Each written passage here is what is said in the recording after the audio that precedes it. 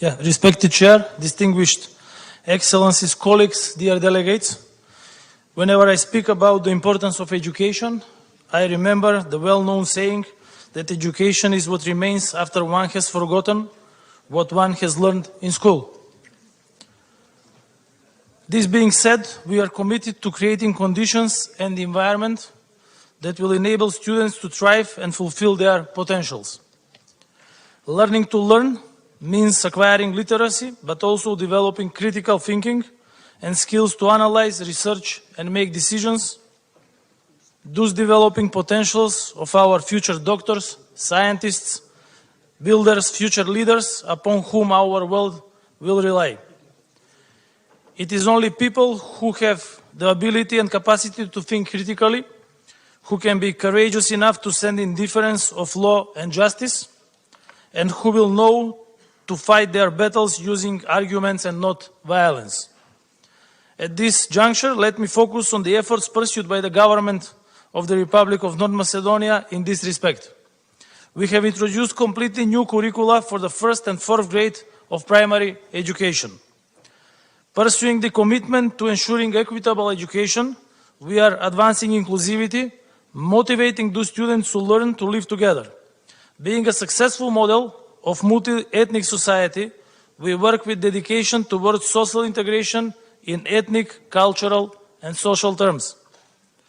Teaching assistants have been employed to provide direct support in classrooms to students with disabilities in regular primary schools. We have provided textbooks in electronic, audio, and braille format for children with atypical development. Committed to overcoming income-derived differences, we have introduced subsidized meals for every student.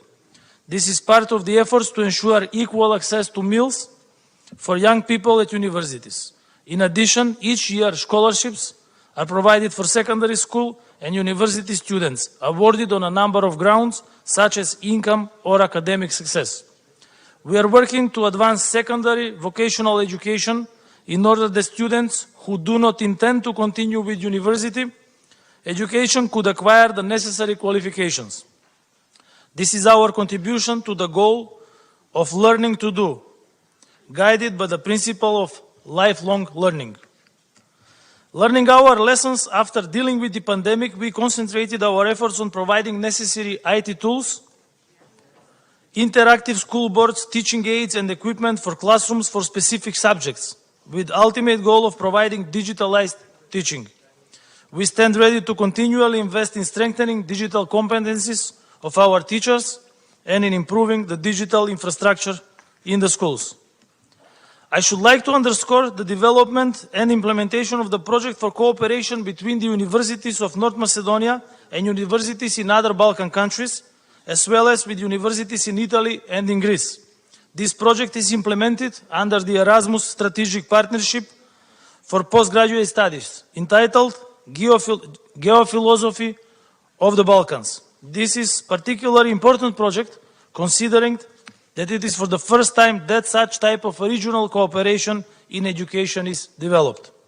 I would like to assure you that the Republic of North Macedonia stands in solidarity with the democratic world, supporting and joining the commitments to building a sustainable educational system founded on high-quality standards and accessible to all.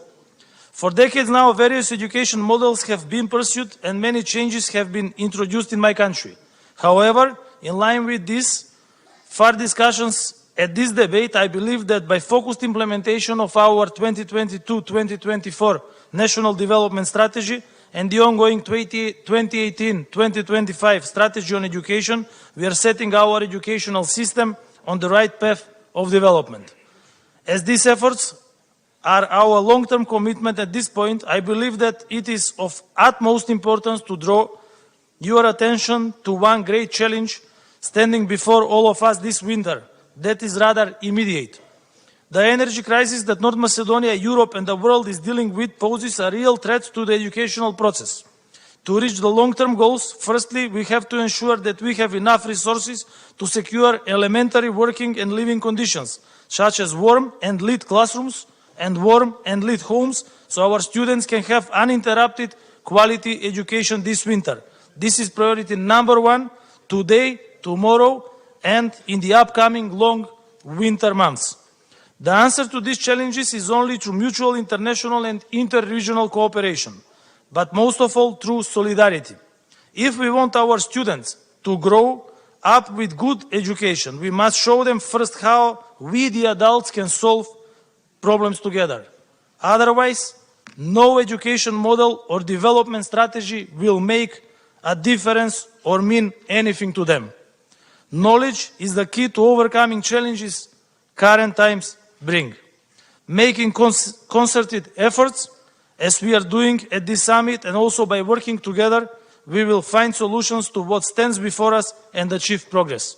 Thank you for your attention. I thank the Prime Minister of the Republic of North Macedonia for his statement. Now, I invite the floor to watch the video message from Her Excellency Sheikh Hasina, Prime Minister.